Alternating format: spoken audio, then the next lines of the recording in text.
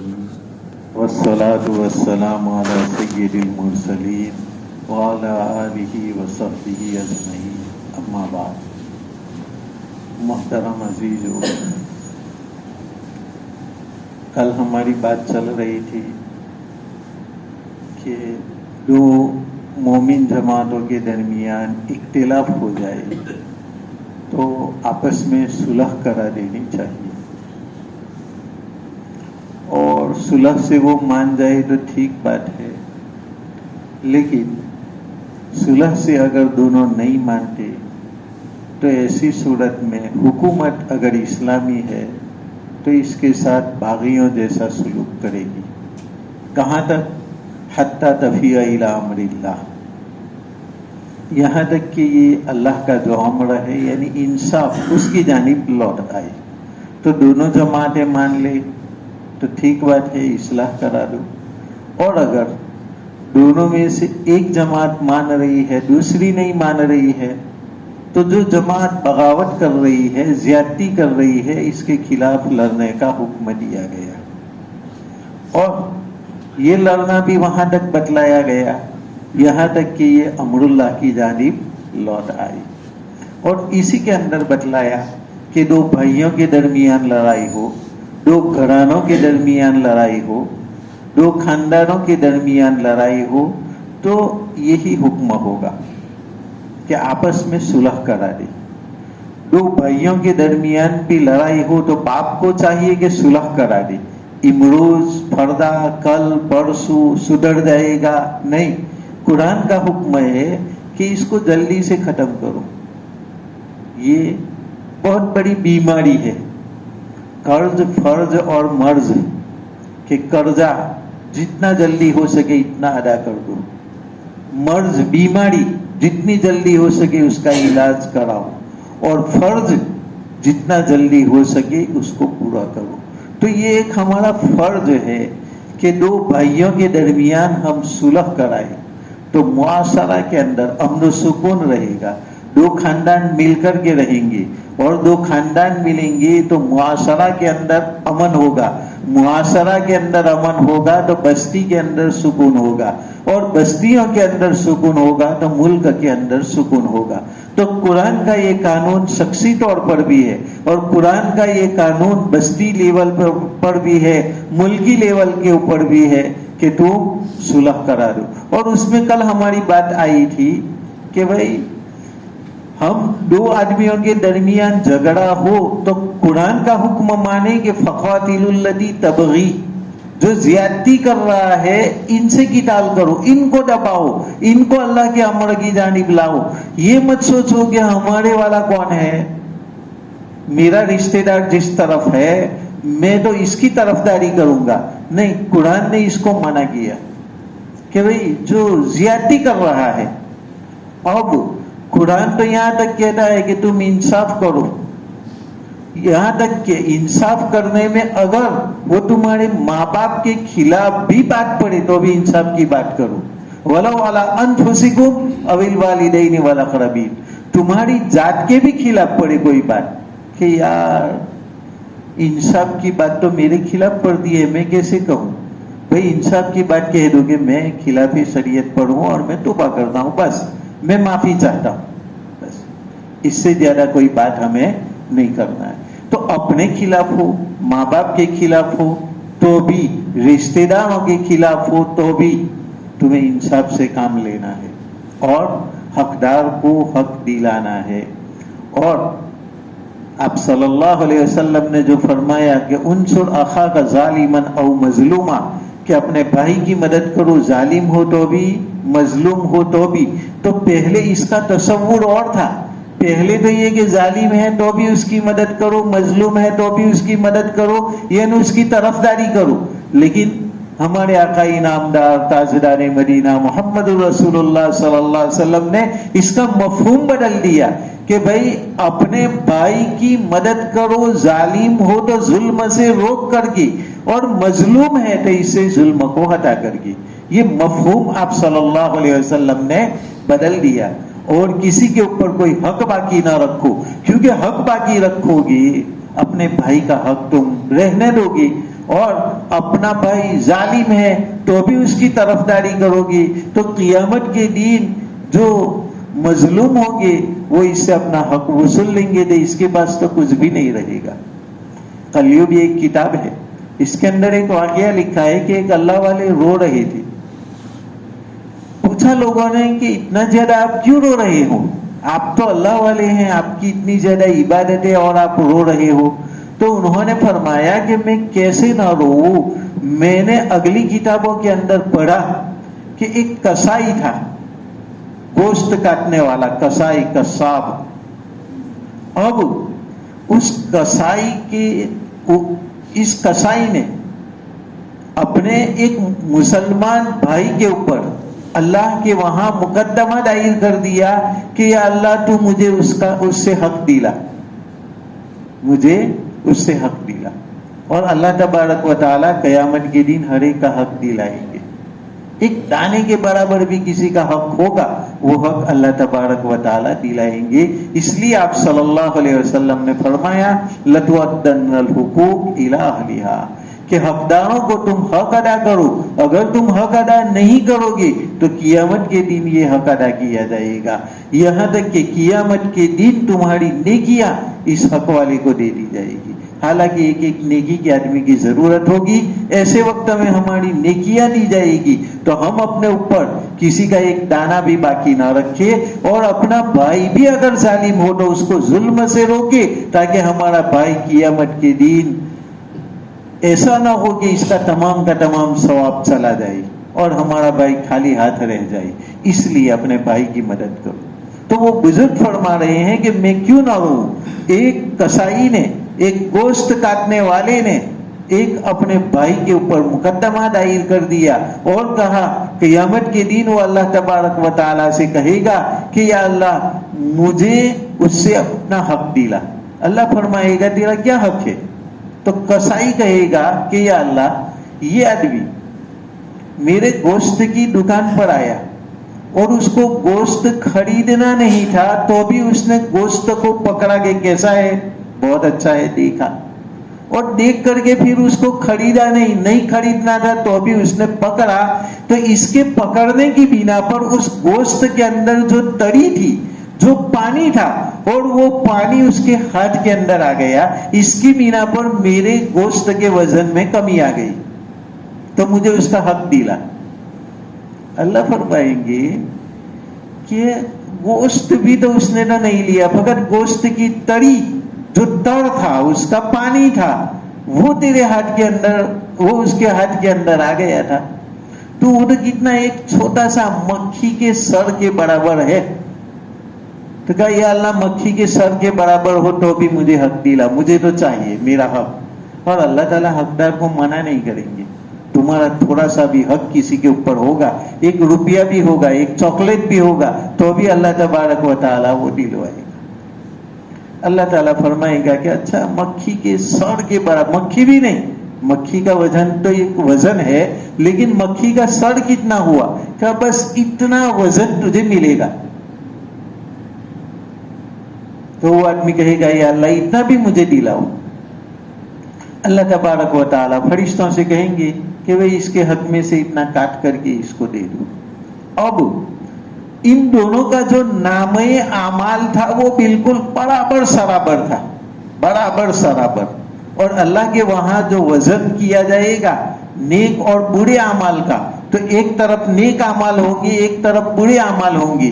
نیک عمل کا پلڑا کسی کا جھک گیا، فمن ثقلت موازینہ فاولئک هم المفلحون، کہ جس کا نیکیوں کا پلڑا بھاری ہو گیا وہ کامیاب ہو گیا۔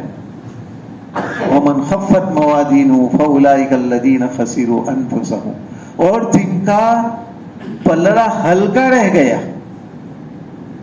نیکیوں کا پلڑا اگر بھاری رہا، نیچے اس طریقے سے جھک گیا تو وہ کامیاب ہو گیا، اور خفت ہلکا رہ گیا یعنی یہ اوپر چلا گیا نیکیوں کا، وہ برائیوں کا نیچے آ گیا، تو داہنی جانب کا جو پلڑا ہوگا نیکیوں کا پلڑا، وہ اگر جھک جاتا ہے تب تو وہ کامیاب، لیکن ہلکا ہو گیا، اوپر چلا گیا، تو انہوں نے اپنے آپ کو خسارے کے اندر ڈالا، نقصان کے اندر ڈالا۔ اب دونوں کا پلڑا بالکل برابر تھا، نہ وہ جنت میں جانے کے مستحق تھے نہ جہنم میں، بلکہ یہ اعراف کے مستحق تھے. اعراف یہ جنت اور جہنم کے درمیان کی جگہ ہے.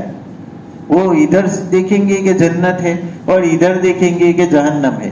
جہنم دیکھیں گے تو ان کو اپنا مقام نظر آئے گا کہ میں تو جنت کے اندر ہوں، یہ لوگ کتنی تکلیف کے اندر ہیں.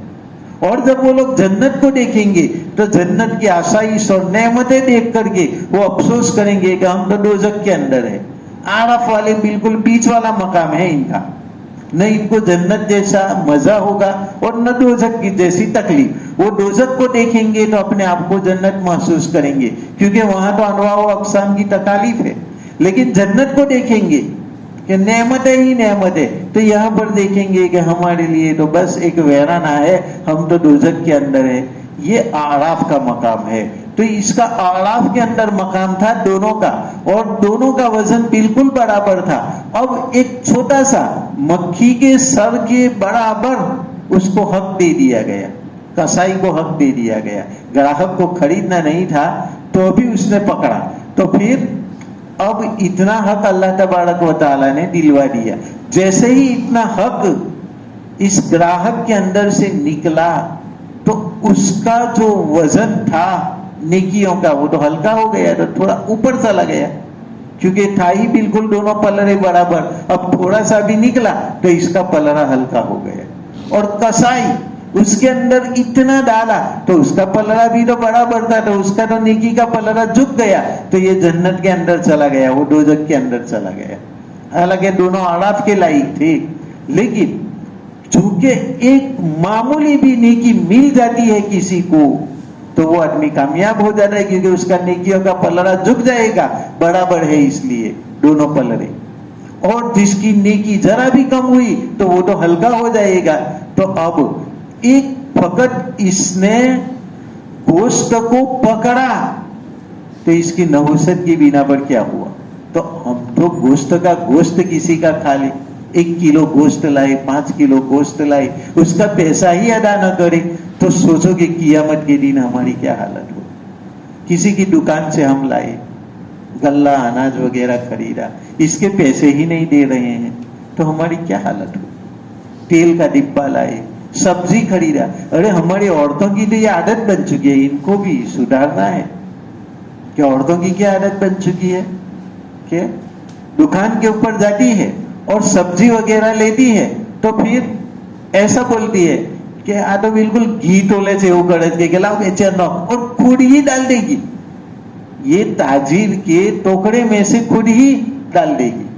ہم نے ایسا بھی دیکھا، یہ لیپ ٹاپ بیچنے کے لیے آئے تھے تو ہماری عورتوں میں سے کسی نے ایسا کیا کہ یہ تو گھی تولتا ہے، لاؤ بیچن، ڈال دیا اپنی طرف. ارے جب تک اس کی رضامندی نہ ہو وہاں تک تم ایک لیپ ٹاپ بھی نہیں ڈال سکتے. یہ تو تم نے 3-4 ڈال دیے. تو قیامت کے دن تو ایک ایک دانے کا حساب ہوگا، اور تم نے سبزی ڈال دی، 2-3 مرچ ڈال دیا. ایک چھوٹے سے سودے کے خاطر اپنا پورا سودا کیوں حرام کر دیتے ہو؟ ہم نے حلال کا خریدا ہے، 50-100 روپے کی سبزی خریدی، معمولی 1-2 مرچ تم نے بغیر پوچھے ڈال دیا تو یہ تو تمہارا پورا کا پورا حرام ہو گیا. اس لیے ایسا کبھی نہ کرے. اپنی عورتوں کو بھی سمجھائے کہ بھائی اس کی رضامندی سے چاہے تم کتنا بھی لے لو، لیکن اس کی رضامندی کے بغیر، اس کو پوچھے بغیر ایک مرچ بھی اپنے اندر مت ڈالو. مرچ کی بات تو الگ ہے کہ یہ دانے کا والا واقعہ ہم سنائیں گے کہ ایک اللہ والے تھے، روزہ تھا ان کا. افطار کے وقت میں اپنے دوست کی دکان پر بیٹھے ہوئے تھے تو سوچا کہ چلو افطار کے لیے ابھی گھر تک جانا، وہاں تک میں ذرا دانا گیہوں کا لے لیتا ہوں اور گیہوں کا دانا سے افطار کر لیتا ہوں، کیونکہ افطار کرنا سنت ہے. کچھ بھی نہ ہو تو چاہے ایک نمک کی دلی لے لے، کچھ بھی نہ ہو چاہے تھوڑا سا پانی پی لے، لیکن افطار کرنا مسنون ہے. اسی طریقے سے شہری میں بھی کبھی بیمار ہے اور ہمیں کچھ کھانے کا جی نہیں چاہتا ہے تو 1 گھونٹ پانی بھی پی لے یا نمک بھی تھوڑا سا کھا لے. تو افطار کرنا، سحری کرنا یہ مستحب ہے. اس اللہ والے نے بھی سوچا کہ مجھے ویسے ضرورت نہیں ہے کھانے پینے کی، لیکن چلو افطار تو کرنا ہے. تو گیہوں کا ایک دانہ توڑا اور توڑنے کے بعد اس کو خیال آیا کہ دوست کی میں نے اجازت تو نہیں لی ہے اور गेहूं का दाना तोड़ दिया, इसलिए उन्होंने फिर वो दाना रख दिया वहीं पर। रखने के बाद फिर उनको बीच में रास्ते में ख्याल आया कि यार दोस्त की मैंने इजाजत तो नहीं ली थी, चलो अब दाना तोड़ा लेकिन अंदर ही तो रख दिया, फकत मैंने तो तोड़ा है और कौन सा कसूर किया, खाया तो नहीं। तो जब वो इबादत के लिए बैठता है तो गैब से निदा आती है कि तूने दाना तोड़ने को हल्का समझ लिया, कयामत के दिन उसका भी पता तुझे चल जाएगा। क्योंकि कुरान में आता है फमन यामल मिथकाल दर्रतिन खैरन यरा वमन यामल मिथकाल दर्रतिन शर्रन यरा। कोई जर्रा बराबर भी नेकी करेगा तो क़यामत के दिन वहां देखेगा। जर्रा किसे कहते हैं मालूम है? कि ये जब धूप होती है और धूप खिड़की के अंदर से आती है तो हम छोटे छोटे जर्रात उड़ते हुए देखते हैं, छोटे छोटे, जो हाथ में भी तुम लेना चाहो तो नहीं पकड़ सकते, बहुत छोटे।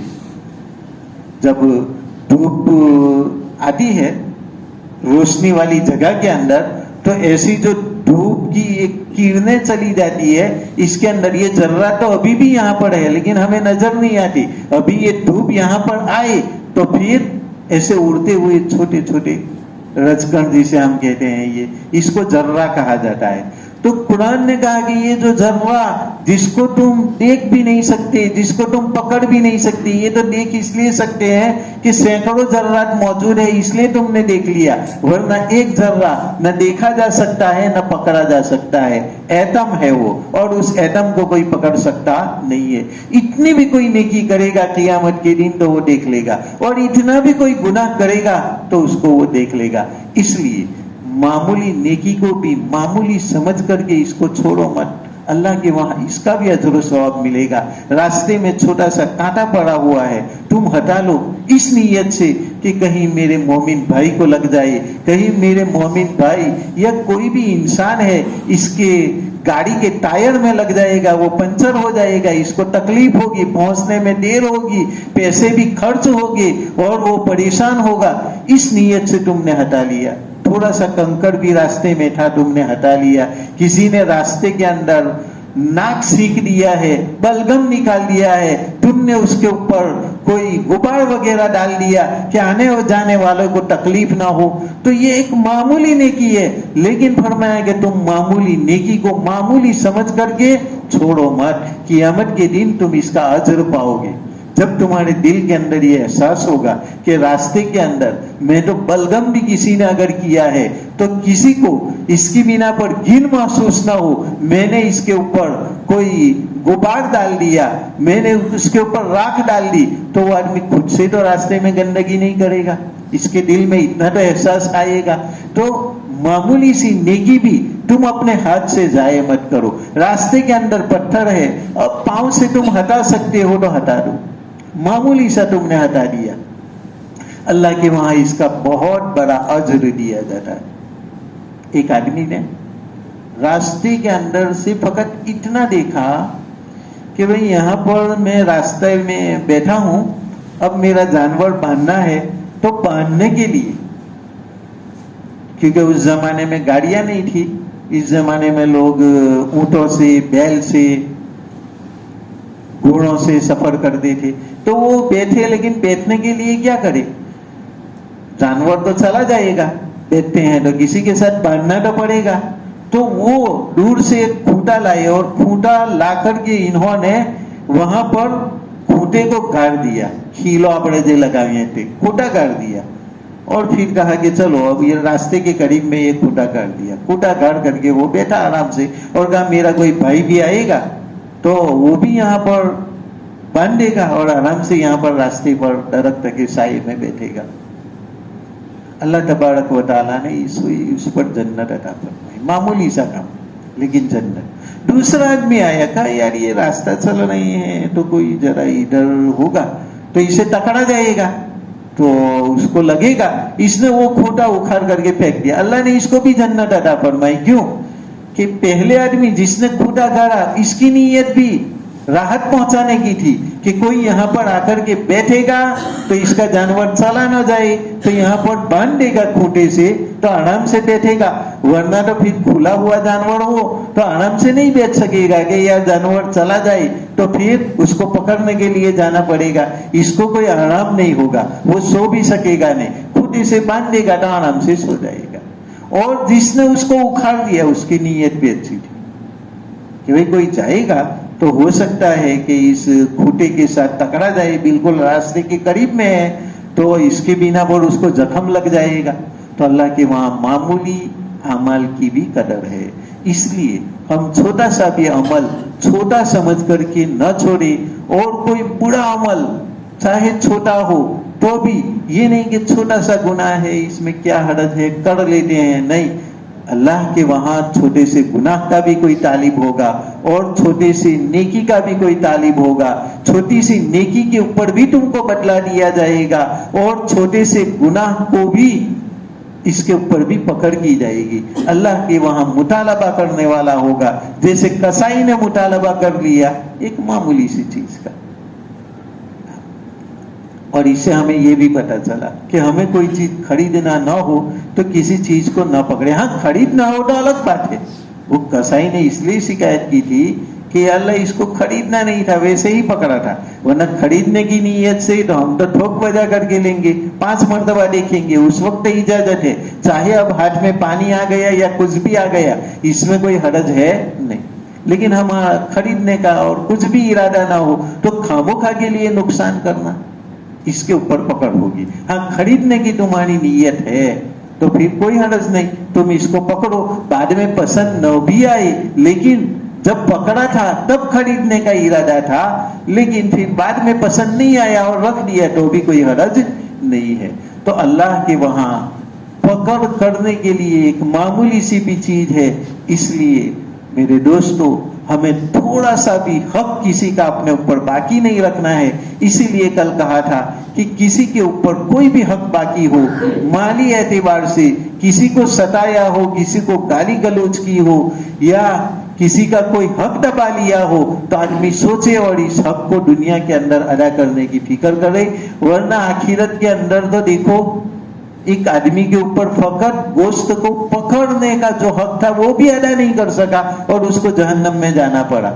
تو اگر ہم نے کسی کو ستایا ہے، کسی کو کوئی تکلیف دی ہے، کسی کا کوئی پیسہ روپیہ ہمارے اوپر باقی ہے تو ایک روپیہ تو کیا ایک پیسہ بھی باقی ہے تو آج اس کو تم ادا کر دو۔ ادا نہیں کر سکتے تو اس کو بتلا دو کہ میرے ذمہ تمہارا اتنا باقی ہے، انشاءاللہ میں ادا کر دوں گا، مجھے مہلت دو، لیکن اگر اس درمیان میں مر گیا تو مجھے معاف کر دینا۔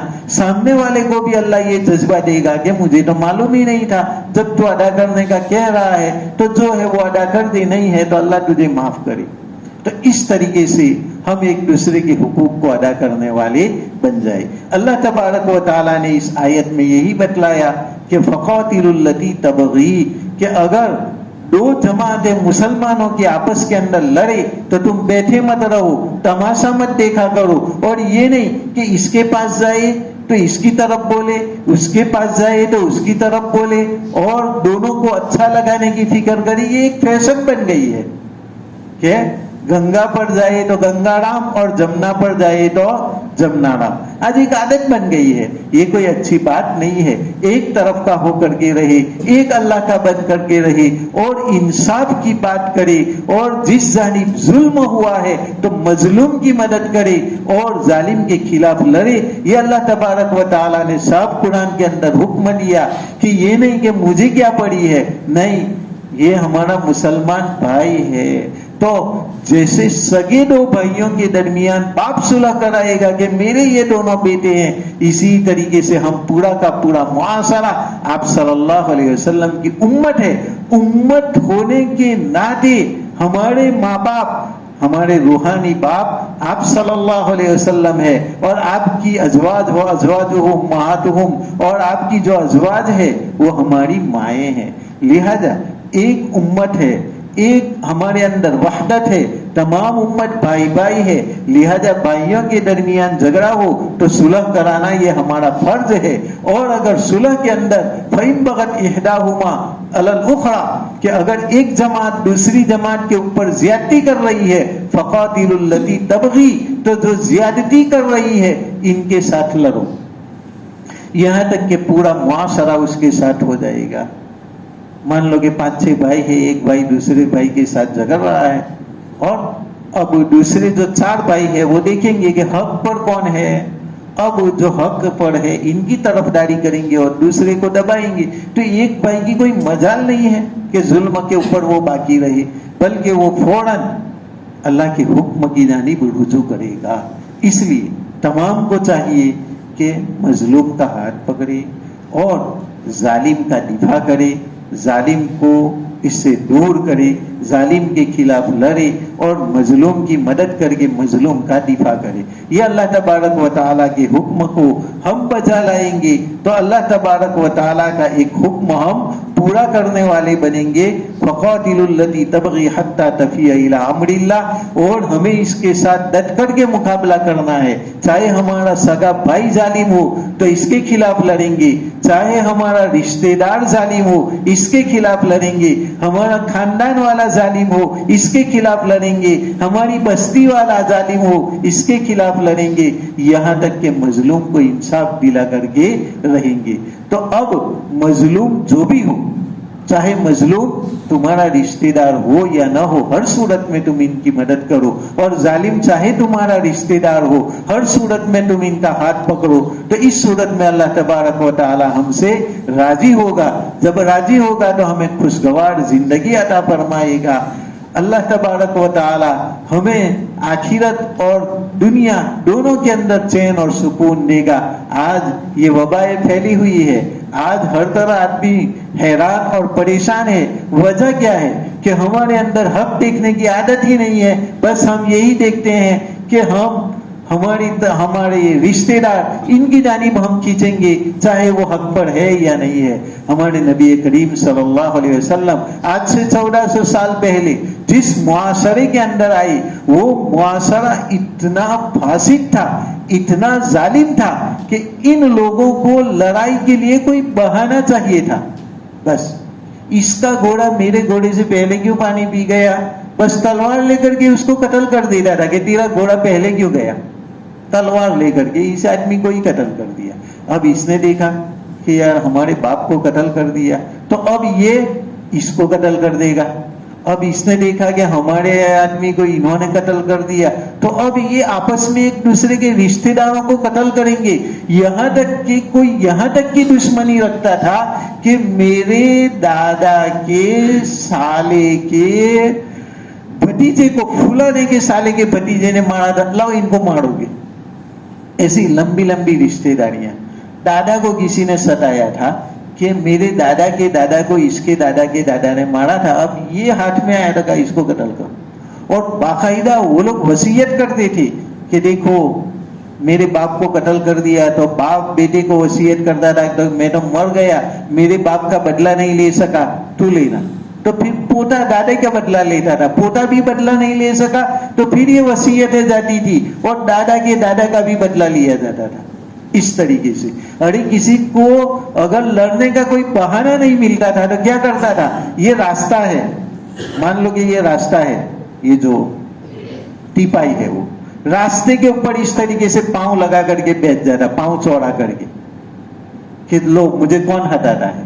اس طریقے سے اب جو بیچارے لڑنا نہیں چاہتے تھے وہ ذرا ادھر سے مڑ کر کے چلے جاتے، لیکن شیر کے اوپر سوار شیر تو ضرور ہوتا ہے. دوسرا کوئی آتا اور اس کے پاؤں کو وہیں سے کاٹ ڈالتا کہ تجھے کون ہٹائے، لے یہ پاؤں پھینک دیا کاٹ کر کے. اس طریقے سے لڑائیاں ہوتی تھی. جنگلی قسم کے لوگ ہوا کرتے تھے.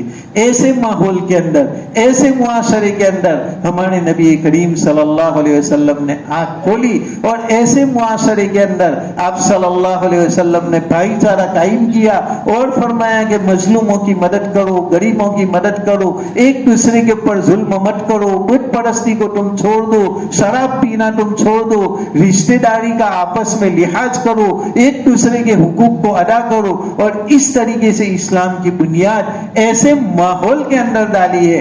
آج ابھی اتنا ماحول خراب نہیں، ہاں ماحول خراب تو ہے لیکن اتنا نہیں جتنا ہمارے نبی کریم صلی اللہ علیہ وسلم کے زمانے میں خراب تھا.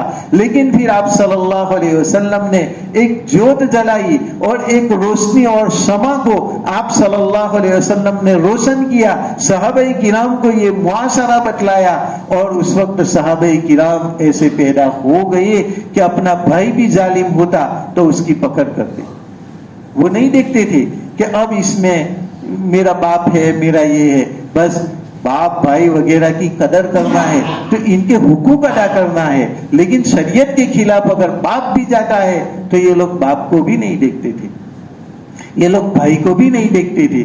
شرعی حدود کے اندر رہ کر کے تو اللہ تبارک و تعالیٰ نے آج ہمیں بھی یہ حکم دیا ہے کہ مومنوں کی دو جماعت آپس کے اندر اگر بھیڑ جائے تو تم جو ظلم کر رہے ہیں ان کے خلاف قتال کرو اور آپس میں صلح کراؤ اور ان کے ساتھ لڑو, ظالم کے ساتھ لڑو, اتنا لڑو یہاں تک کہ وہ انصاف کی جانب مائل ہو جائے. فَإِنْ فَاءَتْ فَأَصْلِحُوا بَيْنَهُمَا بِالْعَدْلِ وَأَقْسِطُوا, اگر وہ رجوع کر لے اللہ کی جانب تو صلح کرا دو آپس میں برابری کے ساتھ اور انصاف کرو.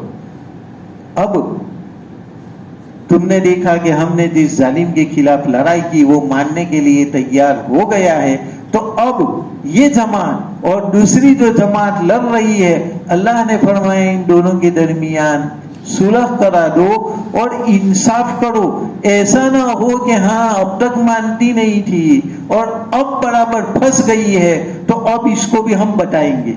اللہ نے فرمایا کہ نہیں, تم لڑے, لڑنے کی بنیاد پر یہ لوگ اللہ کی جانب رجوع کرنے لگے تو اب یہ لوگ انصاف پسند ہو گئی. اب ان کے ساتھ اگلی دشمنی نکالنا کہ اب تک ہمارے ساتھ وہ لڑا کیوں, اس طریقے سے دشمنی نکالنا جائز نہیں. اب وہ پھر سے تمہارا بھائی بن گیا ہے, غلط راستے کے اوپر چلا گیا تھا اور صبح کا بھولا شام کو واپس آئے تو اس کو بھولا ہوا نہیں کہتے بلکہ اس کو تو کہا جائے گا کہ یہ ہمارا بھائی ہی ہے. اللہ نے فرمایا کہ اب پہلے بھی ہم نے صلح کی کوشش کی تھی لیکن اس وقت صلح نہیں ہو سکی, اس بنا پر ہمیں ظالم کے خلاف لڑنا پڑا اور ظالم اب دب گیا ہماری وجہ سے, ہمارے لڑنے کی وجہ سے, لوگوں کا جمگٹا اور جماعت ایک طرف ہونے کی وجہ سے اب ظالم دب گیا اور وہ کہہ رہا ہے کہ ہم اللہ کا حکم مانیں گے اور جو شریعت کے مطابق ہوتا ہے وہی فیصلہ مانیں گے. تو اب فرمایا کہ اب اس کے اوپر ظلم کرنے کی اجازت نہیں. فَأَصْلِحُوا بَيْنَهُمَا بِالْعَدْلِ, برابری کے ساتھ صلح کرا دو, وَأَقْسِطُوا, اور انصاف کرو. یہ نہیں کہ اب ہم اس سے بدلہ لیں گے, اب تک وہ ہمارے خلاف لڑے کیوں, پہلے سے ہماری بات کو کیوں نہیں مانا. اللہ نے فرمایا کہ نہیں, انصاف کرو. کیوں؟ ان اللہ یحب المقسطین, اللہ تبارک و تعالی انصاف کرنے والوں سے محبت کرتے ہیں. تو اگر تمہیں اللہ کی محبت چاہیے تو ایسی صورت کے اندر جس ظالم کے خلاف تم لڑے, اب وہ ظالم جب کہہ رہا ہے کہ میں حق بات کو مان رہا ہوں تو خاموخا کی عداوت اب اس کے ساتھ نہ نکالے, اس لیے کہ ہماری دلی عداوت اس کے ساتھ نہیں ہے, وہ اللہ کے حکم کے خلاف جا رہا تھا, اس کی بنا پر ہماری عداوت تھی اور اب وہ اس کو مان رہا ہے تو اب یہ ہماری عداوتیں ختم. تو ہماری دوستیاں بھی اللہ کی وجہ سے ہو, ہماری دشمنیاں بھی اللہ کی وجہ سے ہو, اور اس کے اندر ہمارا کوئی رشتہ دار ہو, بلکہ ہمارا باپ ہو, ہمارا بیٹا ہو, ہماری بیوی ہو, اس کو بھی ہم نہیں دیکھیں گے, انصاف کو قائم کریں گے. کونوا قوامین بالقسط شہداء للہ ولو علی انفسکم, اپنی جان کے خلاف پڑے تو بھی ہم انصاف کریں گے, رشتہ داروں کے خلاف پڑے تو بھی ہم انصاف کریں گے. اللہ تبارک و تعالی ہمیں قرآن کی ان اعلیٰ نصائح پر عمل کرنے کی توفیق عطا فرمائے اور اس کو برابر سمجھنے کی اور دل میں اتارنے کی توفیق عطا فرمائے. واقعے میں قیمتی یہ اصول ہے, اب ان قیمتی اصولوں کو ہمیں سمجھنا ہے اور دل کے اندر اتارنا ہے اور اللہ سے بھی ہمیں مانگنا ہے. اللہ تبارک و تعالیٰ کہنے سننے سے زیادہ ہمیں عمل کرنے کی توفیق عطا فرمائے. سبحان اللہ و بحمدہ, سبحانک اللہم و بحمدک.